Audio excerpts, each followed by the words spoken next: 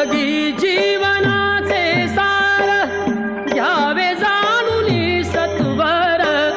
जैसे ज्याचे कर्म तैसे फळ देतो रे ईश्वर जैसे ज्याचे कर्म तैसे फळ देतो रे ईश्वर